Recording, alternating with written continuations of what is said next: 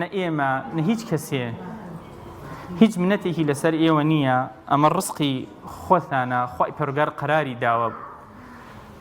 بگاتە دەستان و ئێوە ئیستیفادەی لێ بکەن و ئێمە بووینەتە ئەسباب و هۆکارێ بۆ ئەم بابەتە ئەگەر نا ڕزق لای خواوەیە و ئێمە هیچ منەت و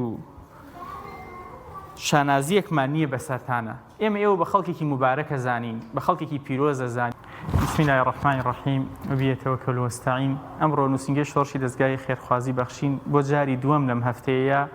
هاوکاری مادی دابەش کرد بەسەر خێزانە هەژار و نەخۆش و کەم دەرامەتەکانە. دیارە هەر لە سەرەتای ئەم مانگەیە هاوکاری بەسەر 245 خێزان دابەشکرا بە بڕی 34 ملیۆن دینار و ئەمڕۆکەیش هاوکاری بەسەر 100 خێزان دابەشکرا بە بڕی 20 ملیۆن دینار واتار خێزانی 200,000 دینار هاوکاری کران. بە فەزڵی خوا نووسینگەی شۆڕشی دەستگای خێرخوازی بەخشین و باقی نووسینگەکانی تری ئەم دەستگا مبارەکە خزمەتکارێکی باشی خەڵکی هەژار و لە قۆما و نەخۆشەکانن و بۆتە هۆکارێک بۆ ئاودانکردنەوەی ماڵەکانیان بۆ چارەسەرکردنی گرفتەکانیان و بۆ پڕکردنەوەی پێداویستیەکانیان. ئەمە لێرەوە جارێکی کە سوپاس و دەستخۆشیمان هەیە بۆ خوا پێداوان ئەوانەی لە پشتی ئەم پرۆژە گەورانەوەن خوای پەروەردگار ئەزانێت چەندێ ئەجر و پاداشتیان هەیە خوا لێیانی قبوڵ کرد بێ یا ڕەبی خوا بەرەکەتی زیاتر بخاتە ماڵیانەوە کە زۆری مڵک و ماڵ و پارە و سەرمایەکەیان بۆتە هۆکاری خێر بۆیان بۆتە هۆکاری ئاودانکردنەوەی ماڵە هەژارەکان بە تایبەت لە لاچەپەیەکی وەکو ناحیەی شۆڕش کە شوێنێکی هەژار نشینە و خەڵکی داما و لێ قەوما و هەژار زۆر لەم ناوچەیە نیشتەجێن و دڵنیام دوعای خێری هەژاران و لێ قەوما و نەخۆش و یەتیمەکانی ئەم ناوچەیە دەبێتە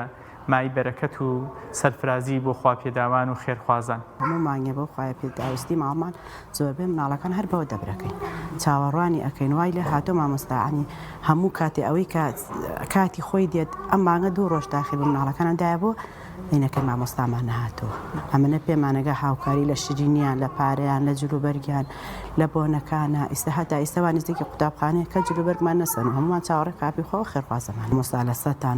نقصانێکمان بۆکە چەندێکیش کەم بێلای ئێمە زۆرە لەبەر ئەوەی ئێمە دەستمان پێوەیەتی و ئێمە ئەو پارە بۆ مناڵە هەتیوانە بەو خوادیناری بە خەسار نادین هەمووی بۆ تاویستی مناڵی پێبرەکەین. بەڵام مامۆستامە لە 2010 لەم خەوماوە 1 ساڵ بوو دوای ئەوە لە 2019 من تا ئێستاکە 6 ساڵە من لەو یارمەتیە 1 ڕۆژ نەبووە تاخیر بێ 1 ڕۆژ نەبووە ئەوەنە چاوێن لێمانە لە زەخیرە لە جلوبەرگ لە هاوکاری ینی ئێمە کاری ئەوان بۆ ئێمەکەیمە ئیلا جگە دوعای خێر بەخوا هیچ بە ئێمە ناکرێت خۆمان و مناڵمان بەس دوعای خێرەکەین بۆ ئەم دەستگایی کە ئەم یارمەتیمانە دە بە ئەو مامۆستانە ئێستا یەکەیەکە ناوی بێنم ناتوانم هەر هەمویان دەستخۆشیان لێکن. بەناوی خۆی گەورە میهرەبان سپاسی دەستگای خێرخوازی بەخشین دەکەین کە هاوکاری ئێمە نەخۆش دەکا چەند ماڵێکمان هەیە نەخۆشە چەندێکەیە کرێت چییە بەزیاد و بەکەم ئەتر هەچکە ئیدی خێرخوازی هات بێت ئێمە بەشدار بوون لەوەیە یارمەتیمانیان داوە خۆی گەورە ئەجر و پاداشیان بنووسێ. من خۆم شخصی خۆم کە نەخۆشم خێزانم نەخۆشە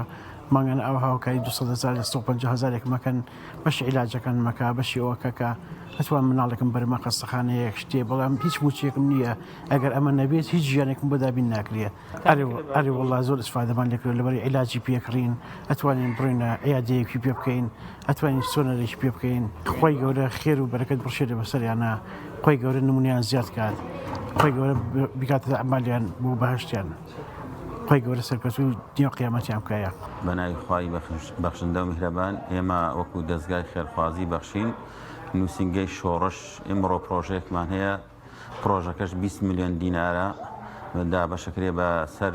100 ماڵە هەر ماڵی 200,000 دێنێ. ئێمە سوپاسی خواکەین ئەمە هاوکاری ماگانە نییە ئەمە لە ڕێی چەند خێرخوازێکەوە خوای گەورە نمونیان زۆر کە خوای گەورە بەرەکەت کاتە ماڵیانەوە